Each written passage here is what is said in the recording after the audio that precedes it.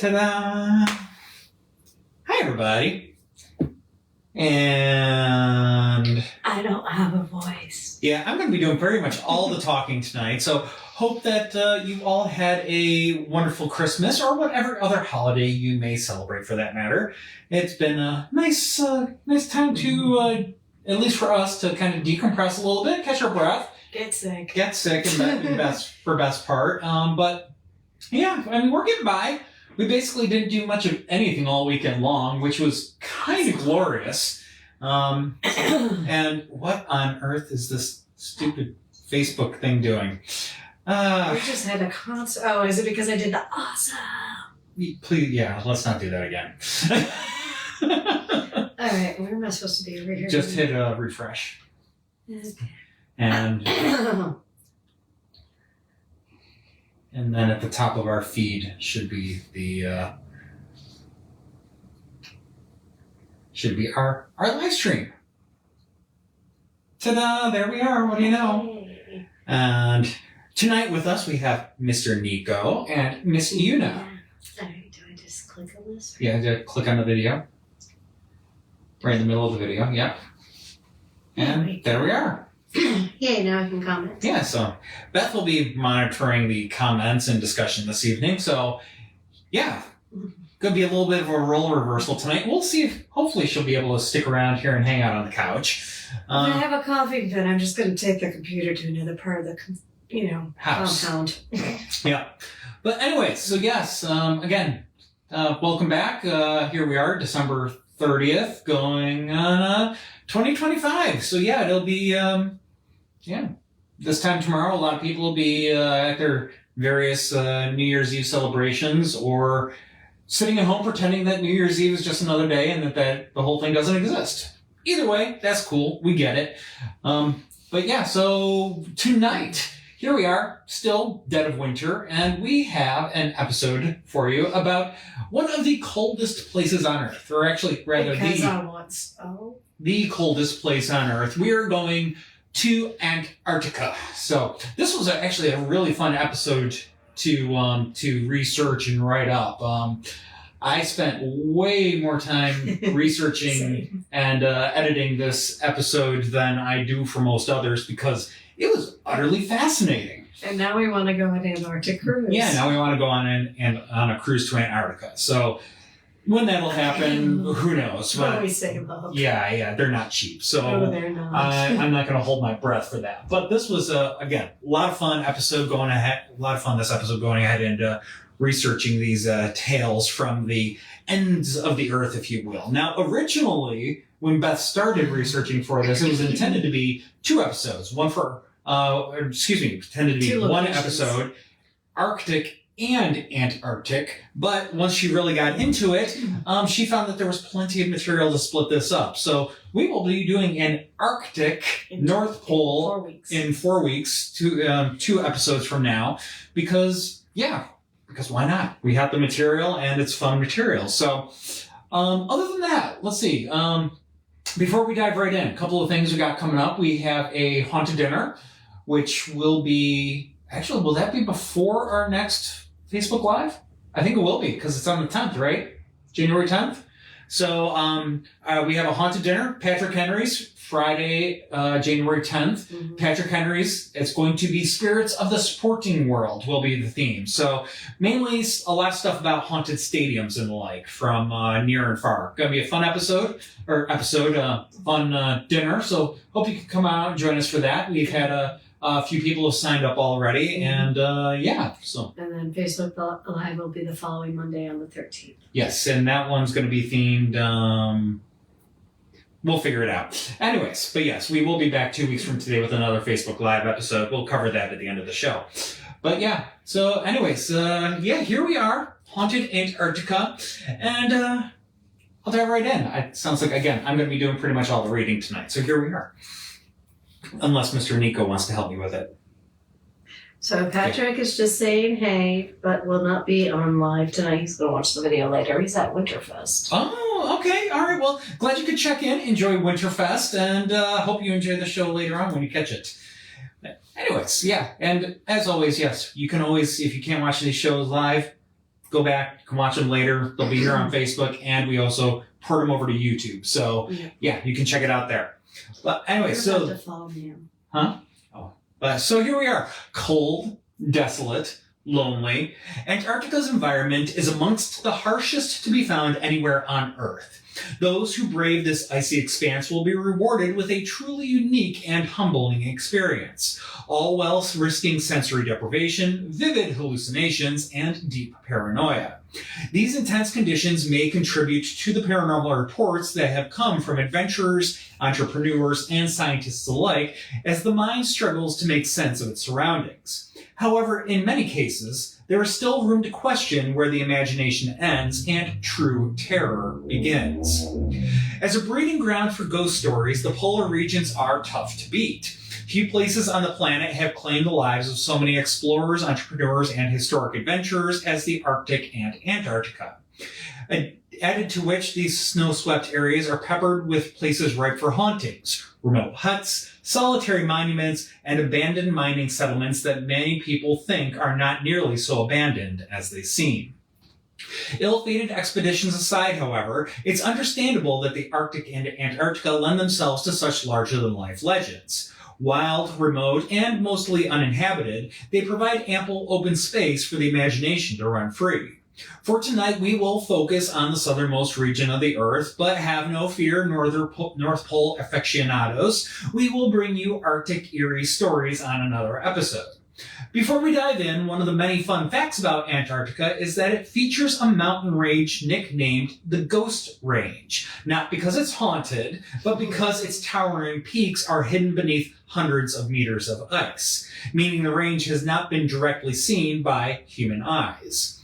For the science and history geeks amongst us, the range's formal name is the Gamburtsov mountain range, named after Soviet geophysicist Gregory Gamburtsov.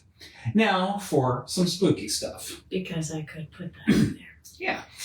So our first stop is Deception Island, one of the most frequently visited locations in Antarctica. It's relatively far north by Antarctica standards and is a fairly straight shot off the southern tip of South America. That's not to say that it's a bustling center of activity. It's still very remote and can only be reached by a ship with an experienced crew. It is also not the most inviting of places, as it is actually an active volcano. While that might make for a very unique hot spring experience, it's worth keeping in mind that the last eruption was as recent as 1970. It was only about 10,000 years ago that Deception Island was a towering mountain. A particularly violent eruption blew the top off the mountain, causing the caldera to collapse and allowing seawater to rush in, resulting in the island's distinct horseshoe shape. Since its discovery in the early 19th century, the expanse of water inside the caldera has provided shelter to explorers, seal hunters, whalers, and scientists alike. Today, it is called Port Foster, named for Henry Foster, the lead of the first purely scientific expedition to Deception Island in 1829. When oil prices tanked with the onset of the Great Depression, the whaling station there was abandoned and later appropriated as a British World War II base. Bleached whale bones, wooden barrels, and other artifacts from the 20th century whaling remained in Whalers Bay, along with old buildings from a British scientific station evacuated after a 1969 eruption. The only permanent residents today are the penguins, seals, and other wildlife that call Deception Island home, and maybe a few spirits, too. The nature of the spirits on Deception Island are a bit unclear, as is the case with many Antarctic hauntings. It's not exactly a paranormal investigation hotspot, but many of those that do visit, whether it be cruise ship tourists or members of the scientific community, have picked up on something at this remote island. Many who have visited Deception Island have said they felt uncomfortable, as though they're not alone in more ways than one, with many people having heard strange voices seemingly coming out of nowhere. Others claim to have seen shadowy figures, perhaps those who are restless and came back to a place that once played such an important role in their lives. Strange orbs of light are commonly seen there as well, only adding to the mystery and intrigue of such a place. Perhaps this might be all the aforementioned mind tricks, or again, maybe it's something truly unworldly. Whalers Bay, in particular, is noted for its bizarre activity above all else on Deception Island. As the name suggests, this was the main whale processing site on the island where thousands of these animals were maliciously slaughtered. Settled by Chilean and Norwegian whalers in 1904, the community would grow as large as about 150 people before being abandoned about a quarter century later. The area is littered with whale bones and other evidence of the community that once resided there, including old wooden structures, a cemetery, and huge processing tanks where the whale oil was rendered. It is now designated as a historic site and has remained largely untouched for over a half century. There are no permanent residents here of the human sort unless you want to include the few dozen men laid to rest at the cemetery. And it certainly looks like a place that would be ripe for hauntings. In 2009, the crew of TV show Destination Truth actually had the opportunity to visit Whalers Bay, where the crew heard loud bangs and saw a shadowy figure walking among the ruins. They also recorded a thermal signature in a window and heard what seemed to be an SOS signal coming from one of the shacks. Maybe it was all just a coincidence, but not according to some. Whatever ghosts call Deception Island home, they don't seem to mind the brief visits of modern-day explorers. As long as you are respectful of their remnants that linger amongst the ice and volcanic rocks, they seem to actually appreciate that people come by and remember how they once lived here on the edge of the world. Ironically, some people come away from their visits to Deception Island having never felt more alive. Now, one thing I didn't include there in the script, Deception Island. It's so named because, as I mentioned, there is this very distinct like horseshoe shape.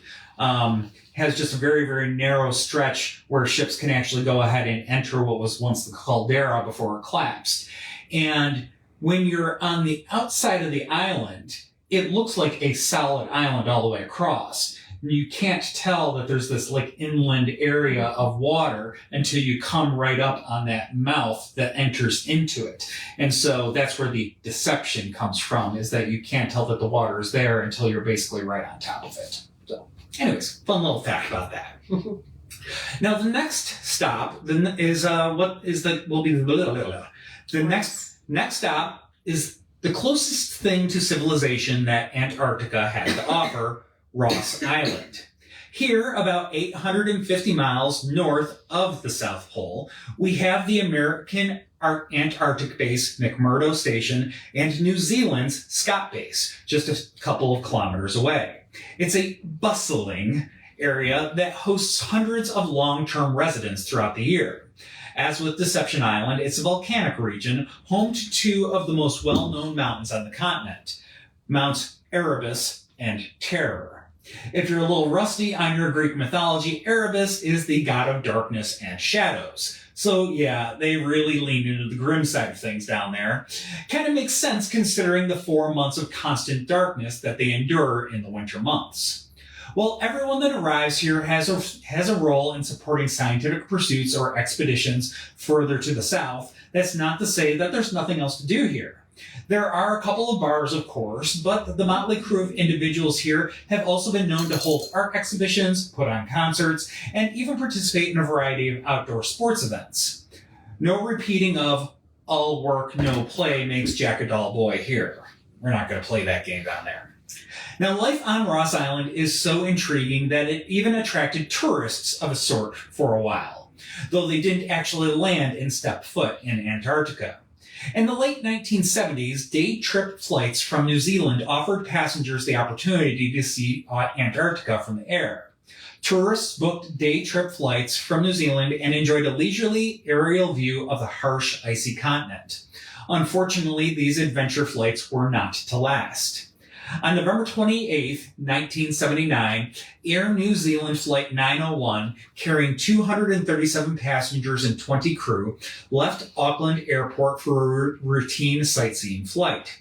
It was supposed to return to Auckland that evening, but unfortunately never made it back. At 12:30 p.m. New Zealand time, the last known position of Flight 901 was established, and they were never heard from again. The pilots on this flight were highly experienced, but it was their first time on this route. The plan was to fly over McMurdo Station, but when they arrived in the area, visibility was low. What happened after was cobbled together from the cockpit voice recorder.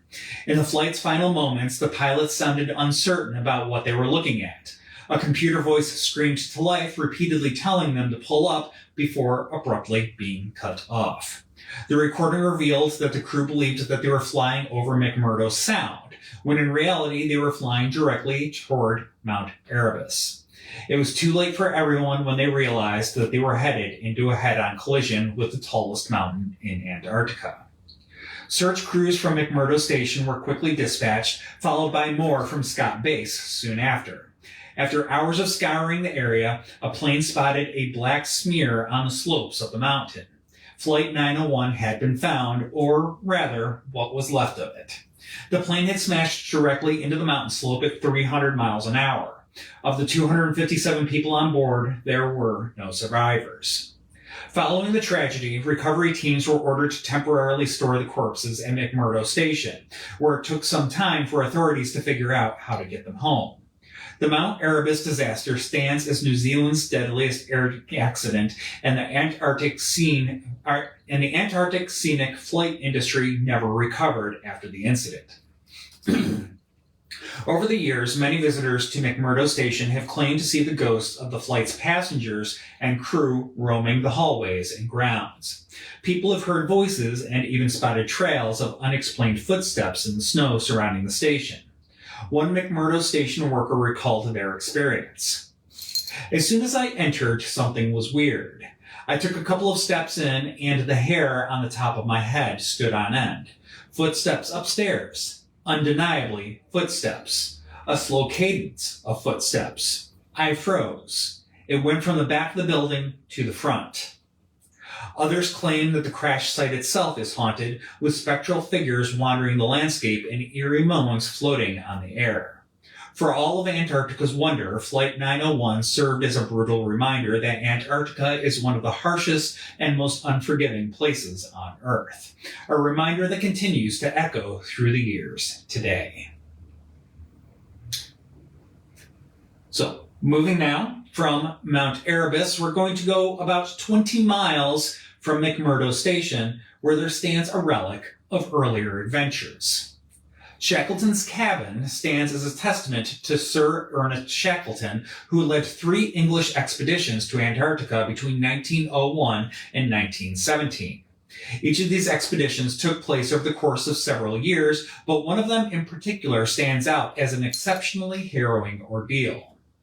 In 1914, the Imperial Trans-Antarctic Expedition was abroad when Sir Shackleton's ship was aboard, Sir Shackleton's ship Endurance when she became lodged in a patch of ice in the Weddell Sea. Unable to break free, the ship was gradually crushed by the ice, forcing the sailors to abandon it. Shackleton and his 27 men filled 3 lifeboats with as many provisions as they could carry. The crew suffered through extreme cold and blizzards and the grueling labor of needing to carry the lifeboats at times. With no way to call for help, they would need to find their own way out. For over a year, they trudged northward, eventually reaching Elephant Island, about 500 miles from where they were forced to abandon Endurance.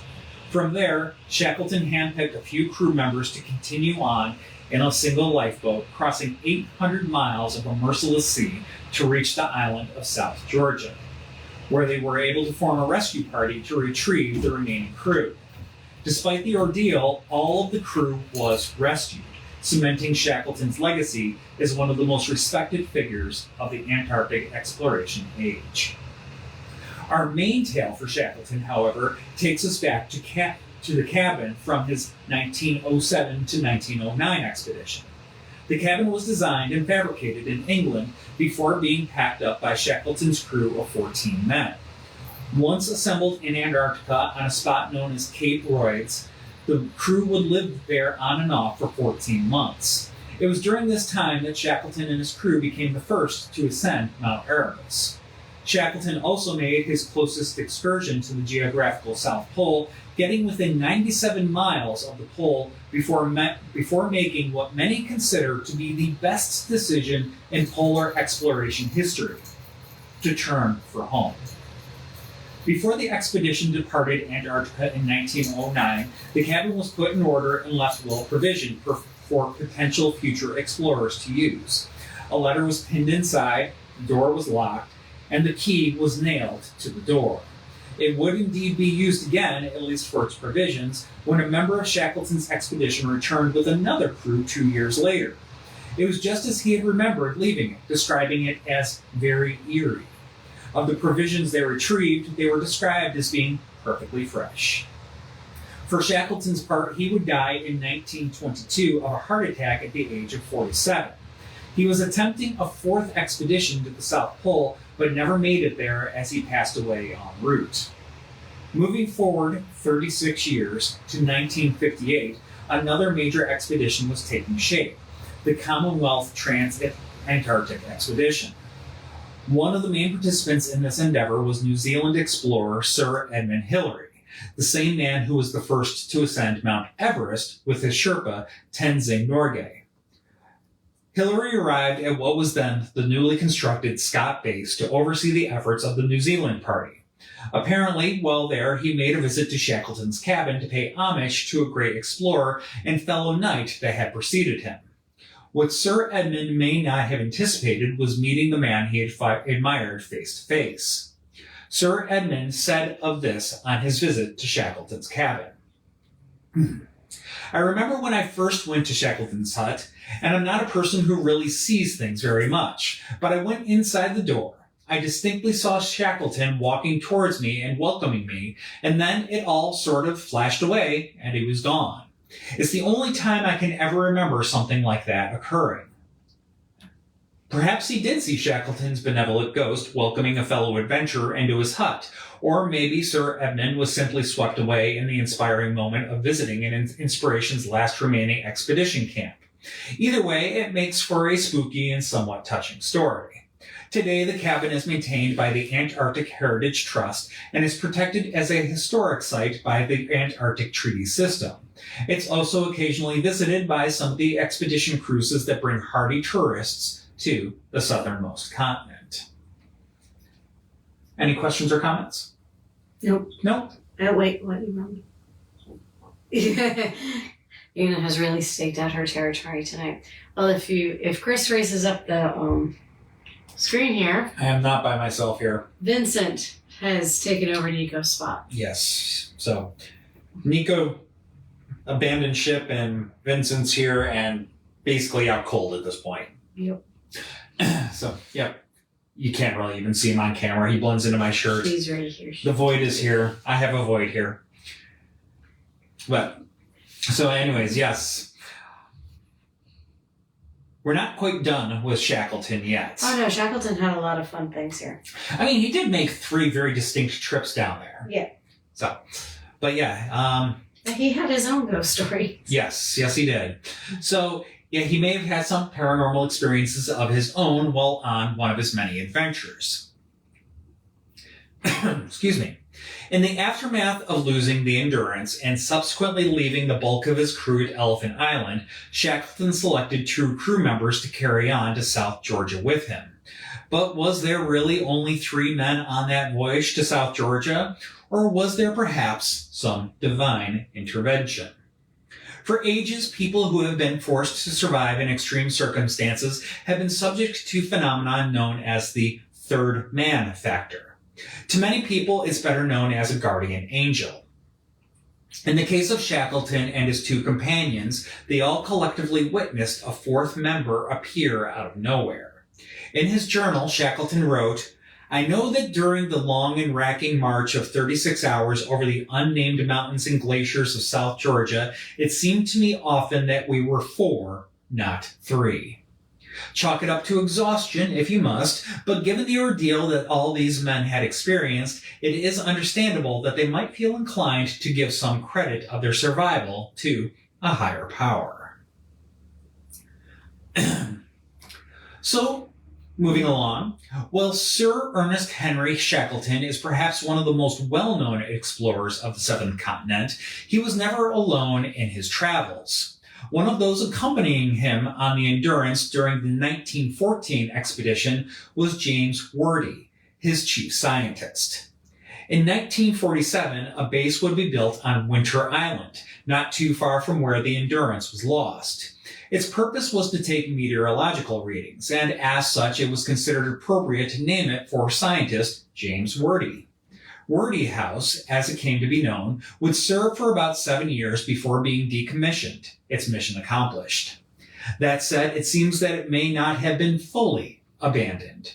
For those who worked at and visited Wordie House, some have witnessed doors slamming on their own and objects flying across the room.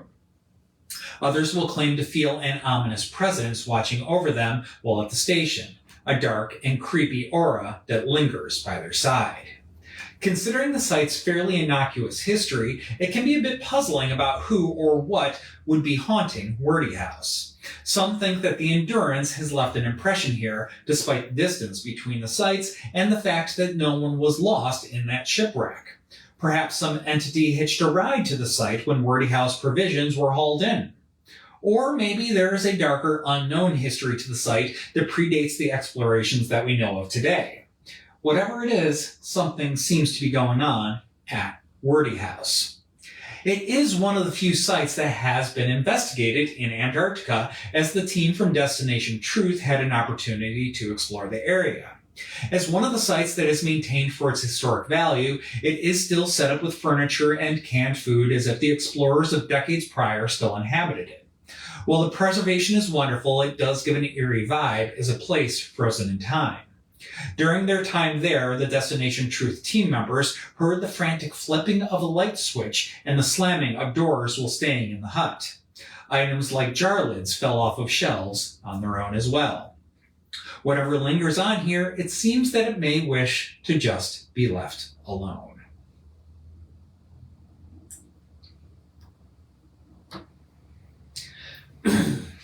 All right, go ahead, Greg, take a little bit of a detour, kind of a little bit of a different sort of story here. We're going to go talk about an English schooner named the Jenny back in 1822. At that point, it left port from the Isle of Wight in England, the route intended for it to pass through the Drake Passage between the southern tip of South America's Cape Horn and the South Shetland Islands of Antarctica. The Drake Passage is known for having some of the most treacherous waters in the entire world, with unpredictable warm weather patterns. The Jenny made a successful journey all the way to the port of Callao, Peru. With one half of the journey completed, the crew of the Jenny would have to return through the treacherous waters of the Drake Passage once again. The Drake Passage has the roughest seas known in the world. This is largely due to the fact that the Pacific, Atlantic, and South Oceans all converge into this one passage.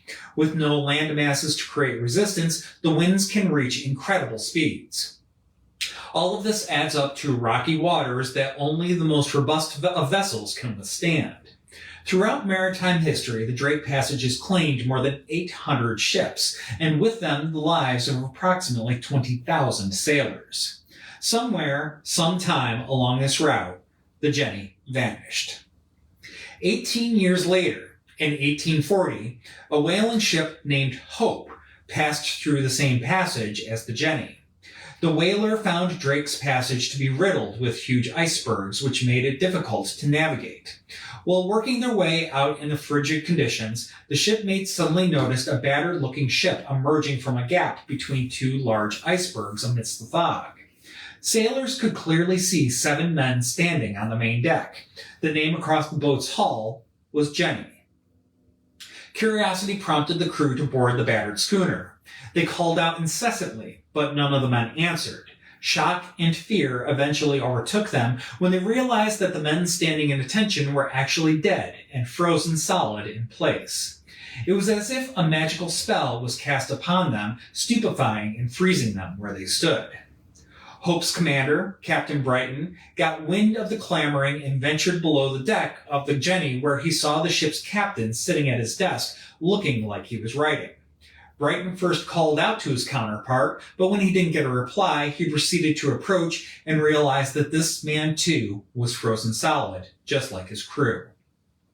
Brighton probed the ship's log and learned that the last port Jenny visited was Callao, Peru, 20 years prior. Going through the final entry, he saw that it read, May 4th, 1923, no food for 71 days. I am the only one left alive. Captain Brighton investigated further, and they discovered yet another terrifying sight. Lying on the bed, cradling a dog who they assumed to be the captain's wife, was frozen solid as well. It's a mystery how these poor individuals fell into this horrifying circumstance. Theory suggests that a sudden intense storm may have blown through the ship, freezing everyone on board. Others believe that something paranormal happened, such that the Jenny was sucked into another dimension, only to reappear 20 years later in an area they weren't prepared to be in. In any case, the Hope was not equipped to claim the Jenny, and it would be left behind, frozen in time. Some say that the Jenny still haunts the waters of the Antarctic to this very day, appearing from time to time to remind others of the brutality of the Drake Passage. All this said, upon further research, neither the ghost ship Jenny, the whaling vessel Hope, nor Captain Brighton could be found amongst any official documentation sourced for the 1862 edition of Globus. The story that appeared in Globus in 1862 was, however, traced back to the original publication, which had been anonymously printed in Bohemia on February 14, 1841. In fact, the story had not only been printed in Bohemia, but at least 9 other magazines and newspapers within the same year. The only significant difference that could be cited was the year Brighton was said to have found the ghost ship Jenny, but whether it was 1839 or 1840 really made no difference to the readers. It is assumed that since none of the publications cited a source for their information, the initial journalist likely believed the information was authentic and happened upon it from an oral source, since no documentation of an English source has ever been discovered. There are theories that suggest that the ghost ship Jenny story is actually an Antarctic retelling of the Octavius, which had not only happened on the opposite side of the globe, but almost an entire century prior. It's curious, but true, that many renditions of the legend include details identical to those of the Octavius. The cargo ship turned ghost ship allegedly vanished off the coast of Greenland in 1761. The story tells us of its miraculous discovery 15 years later, the crew frozen in their agonizing final moments, the captain's pen still in hand, frozen at his desk. Outside of the legend, there are very few references of the Jenny in fictional works. Rosemary Dobson wrote the poem The Ship of Ice in 1948. In her poem, she mentions that the discovery of the ghost ship Jenny happened in 1860. She cited the information she pulled from the anonymous report, The Drift of Jenny, 1823 to 1840. She cited an English translation of the story from the Globus in 1862. In 2018, Michael Wilkinson published a short story entitled The Drift of the Jenny. It was a dramatic rendition of the story from the article found in the Globus in 1862. He included elaborate details and perspectives that might have otherwise been unknown. The retelling of this story by new authors truly inspires creative minds to keep old legends alive. That's why ghost ships don't die. Yeah. I think the Jenny probably never existed. Most likely it had the inspiration from stories prior. And got retold. One of those things, kind of a game of telephone, if you will, growing legs, and the story just kind of takes off. But our guy Jenny loves it. It's a great story. It is a fantastic story. It's be a great movie. Probably should not be taken verbatim, but great story. Could make a great movie, although... It's similar to Ghost Ship. Huh?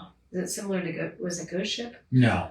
Ghost Ship, I think, was that was like more modern. I say modern. Modern cruise ship. It was rediscovered after a disaster occurred. I think it was sometime mid-century or maybe early 1900s, something like that.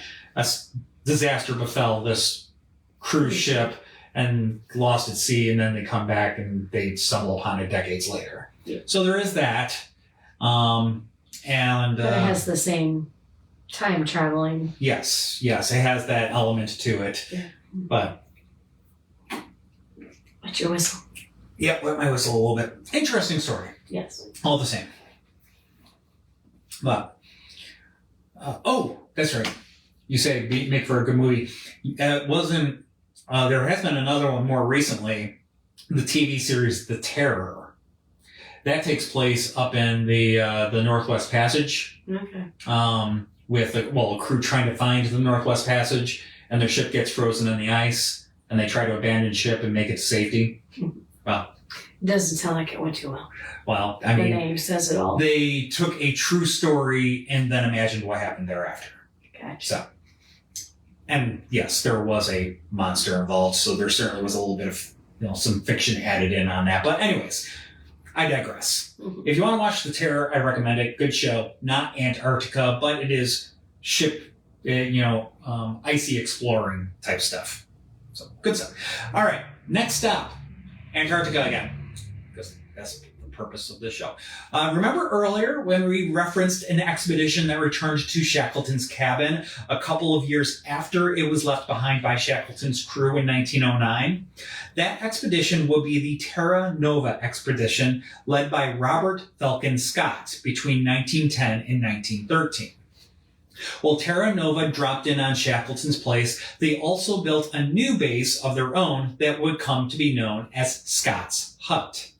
Scott's Hut is on the northern shore of Cape Evans on Ross Island.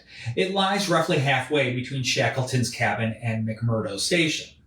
This was not Scott's first expedition to Antarctica, as he had also been there between 1901 and 1904 on what was known as the Discovery Expedition.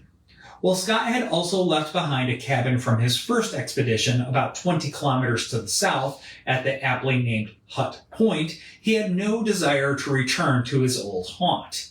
He had a couple of good reasons for this. First, the hut was simply cold and uncomfortable.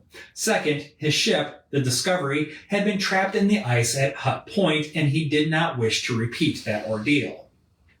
All that said, yes, Scott had 2 huts in Antarctica.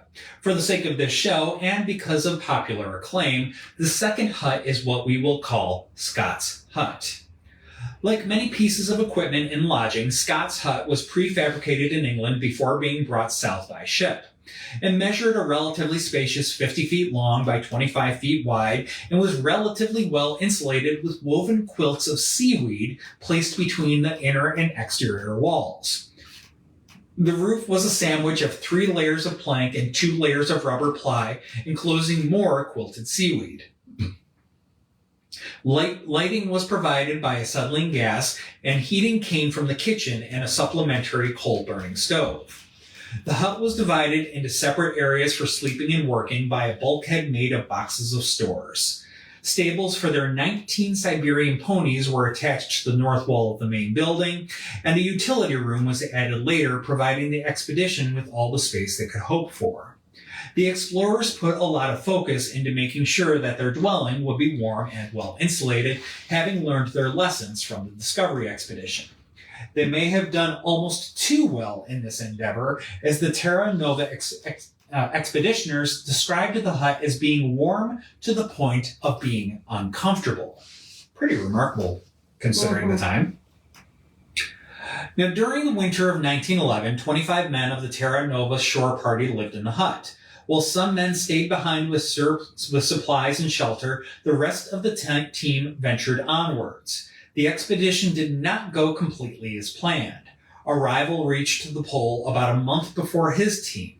In 1912, Scott and 4 other men he had selected to join him on the expedition perished on their way back to the hut. Frostbite, gangrene, and starvation plucked them off one by one. On March 29, 1912, Scott recorded his final journey entry. Every day we have been ready to start for our depot 11 miles away, but outside the door of the tent it remains a scene of whirling drift. I do not think we can hope for any better things now. We shall stick it out to the end, but we are getting weaker, of course, and the end cannot be far. It seems a pity, but I do not think I can write more. R. Scott, last entry, for God's sake, look after our people. Following the failure of Scott's southern party to return, several men remained behind over the winter of 1912 in order to search for the bodies the next spring. In 1913, with the Terra Nova expedition over, Scott's hut was left well supplied with stores in the way of food and heating oil. The hut was reused from 1915 to 1917 by several Shackleton's Ross Sea Party after their ship, the Aurora, which was to have been the permanent winter quarters, broke adrift in May 1915 and went north with the ice, unable to return. The hut became the permanent living quarters for the 10 marooned men, and thanks to the stores, they were able to sustain life in comparative comfort, supplementing those stores from Shackleton's hut at Cape Royds. In January 1917, after Shackleton had rescued the survivors, he had Scott's hut put in order and locked up. Although abandoned from 1917 onwards, the hut and its contents are remarkably well preserved today due to the constantly sub-freezing conditions. After 1917, the hut remained untouched until 1956, when the U.S. expeditioners dug it out of the snow and ice. It was found to be in a remarkable state of preservation and included many artifacts from both of the earlier expeditions. While some artifacts were taken as souvenirs, Scott's hut has remained largely as it was in 1917. New Zealand and the UK have undertaken responsibility at various times since the 1970s to restore and maintain both Scott's hut and Discovery Hut. In 2016, there was a preservation project that collected photographic data and laser measurements for the entire house and the surrounding area. This data was used to generate a 3D model open for the public to virtually tour. Like many other Antarctic sites, Scott's Hut has been designated an Antarctic Historic Site or Monument. The weight of the site's history envelops the space. There are 2 crosses nearby, one for the loss of Scott and his men, and one for 3 men that were lost as part of the Ross Sea expedition a few years later. Some visitors to Scott's Hut have felt uneasy, hearing footsteps and voices inside. Others have the inescapable feeling of being watched. Others still come away claiming to have seen shadow figures and light phenomena and heard inexplicable noises. Some believe that the hauntings are those of Scott and his lost men, that perhaps at least a piece of them managed to get back from their venture to the South Pole. Others think that the spirits of the lost men of the Ross Sea expedition wandered to the site in the years after their passing, drawn here by the memorial that was placed in their memory. By no fault of its own, Scott's Hut has become a somewhat grim symbol of the hazards that Antarctic exploration has to offer, particularly for those earliest adventurers over a century ago. Of everywhere on the 7th continent, it makes a strong case for possibly being its most haunted location of them all. Okay, so the next couple of things are just weird stuff. And it was fun to put it in. It would feel weird to not include some of this stuff because it is really kind of cool. It's weird. Yeah. So anyways, yes. A little detour away from the haunted side of things to look at the weird bits that Antarctica has to offer. And we will start with a natural wonder that mystified scientists for many years and looms ominously amidst the white Antarctic landscape. One of the world's most extreme deserts might be the last place one would expect to find a waterfall. But in Antarctica's McMurdo Dry Valley, a 5-story waterfall pours slowly out of the Taylor Glacier onto Lake Bonny. It's not just weird to find a waterfall in this frozen world that is strange. The waterfall is bright red, like blood running from a cut in the glacier. Picture just posted. And yes, I did just disturb the eunuch to do that.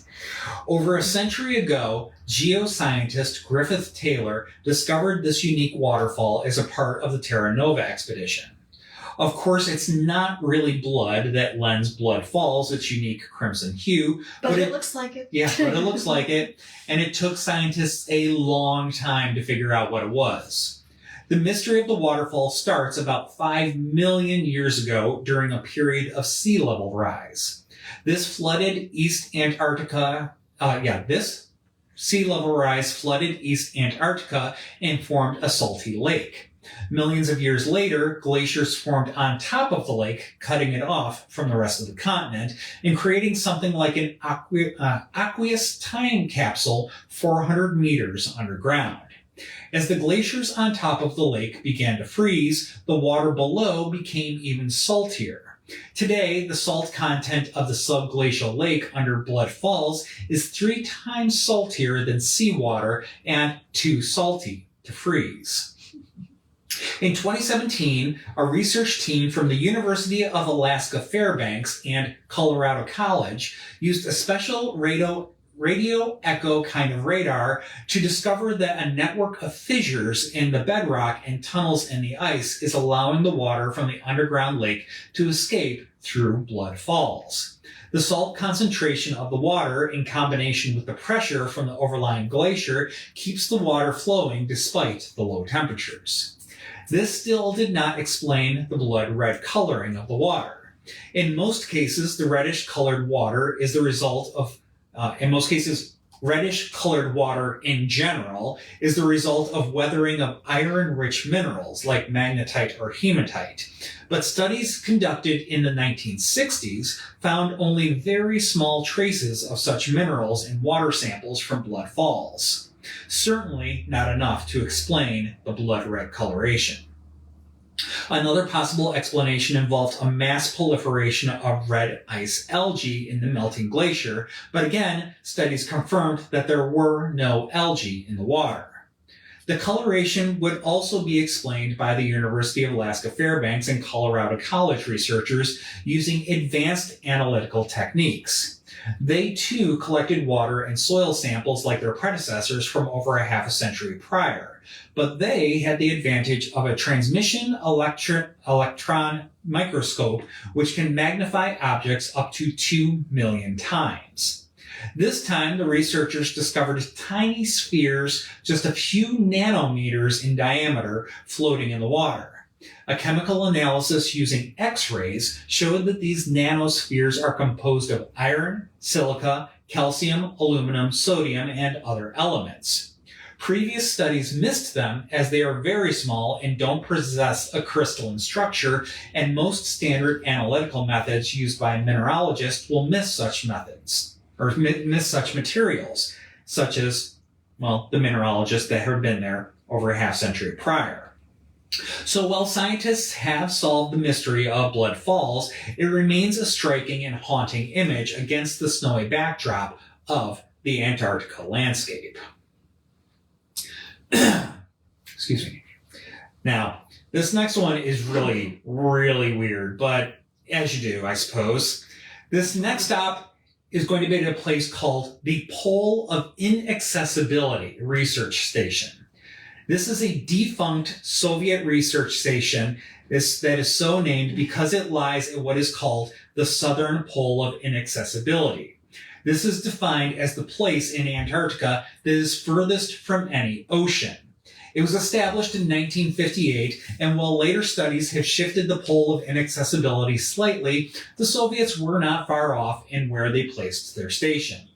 The station was used for meteorological observations from December 14th through the 26th of 1958.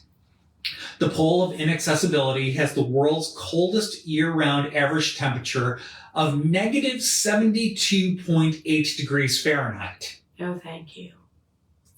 Year-round average temperature of negative 72.8 is cold. No.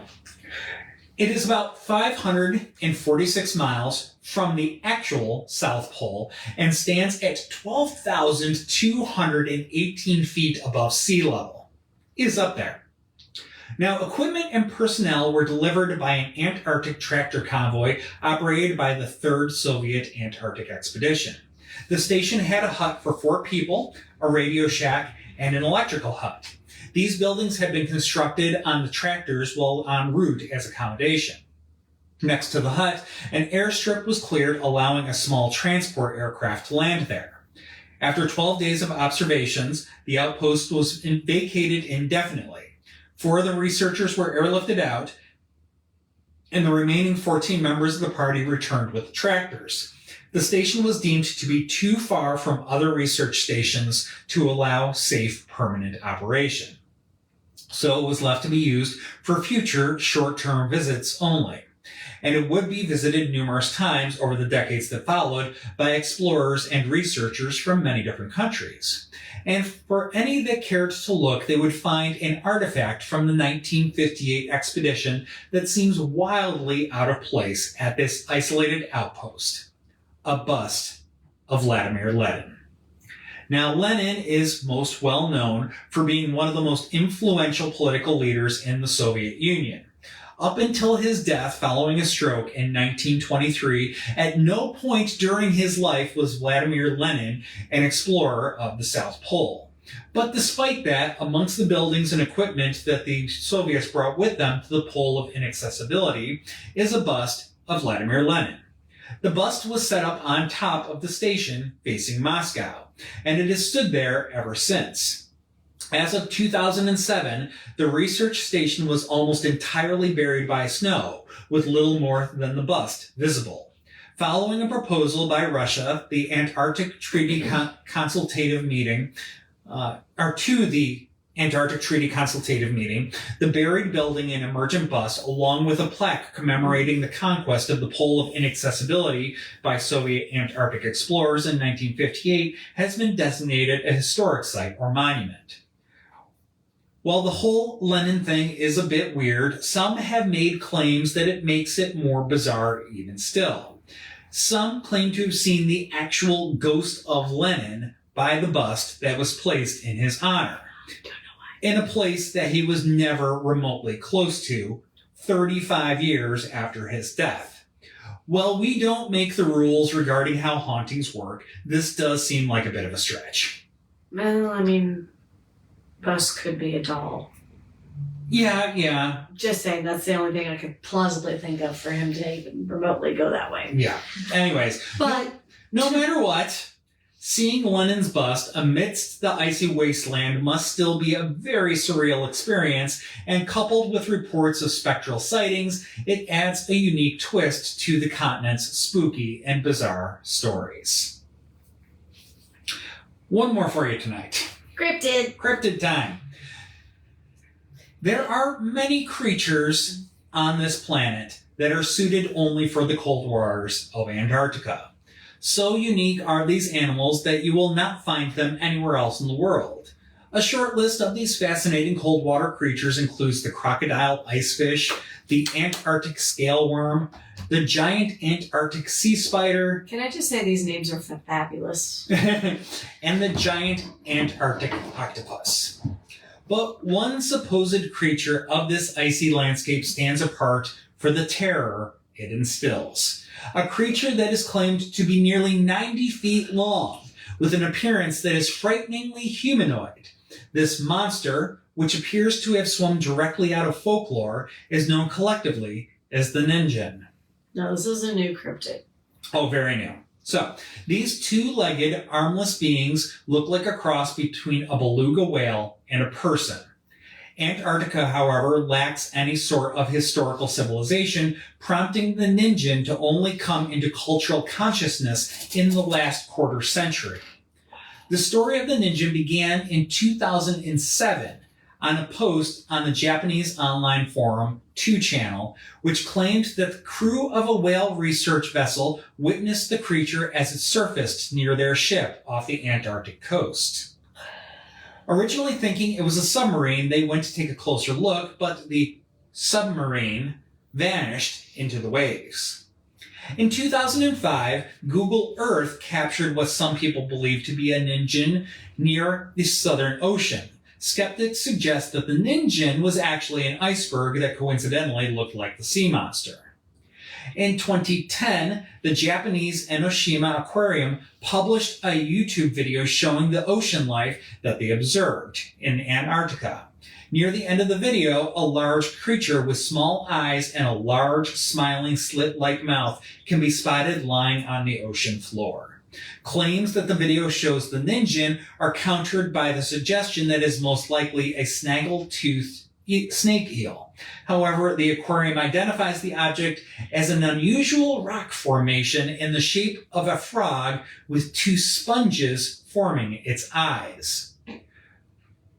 Valid. Yep. The Ninjin has also been described in terrestrial form, wandering the Antarctic landscape. That's the picture I posted.